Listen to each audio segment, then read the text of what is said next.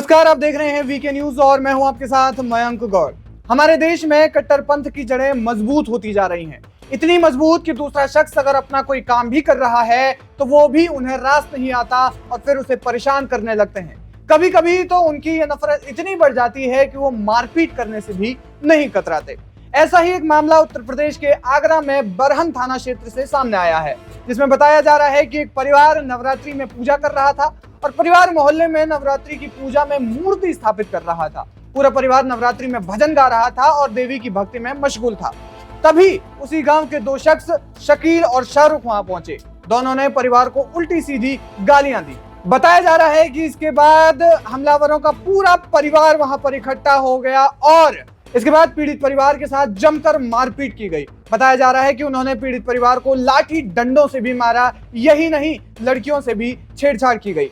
अचानक हुए इस हमले के बाद पीड़ित परिवार अपने घरों की तरफ भागे। बताया जा रहा है कि हमलावरों ने उनका पीछा किया और पीड़ितों को घर में घुसकर मारा। शोरगुल सुनकर जब आसपास के लोग जुटने लगे तो हमलावर जान से मारने की धमकियां देते हुए वहां से भाग निकले। इस घटना के बाद मोहल्ले में भीड़ इकट्ठा हो गई और पीड़ितों का हालचाल जानने लगे। इसके बाद घायलों को अस्पताल ले जाया गया।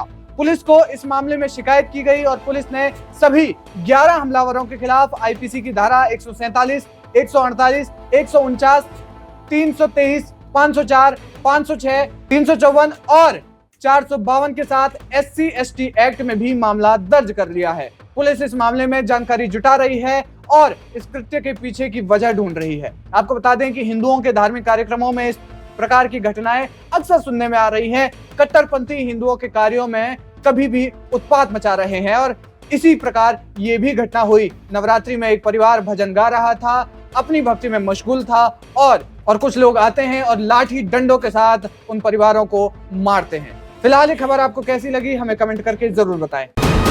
वीके न्यूज, राष्ट्र के नाम।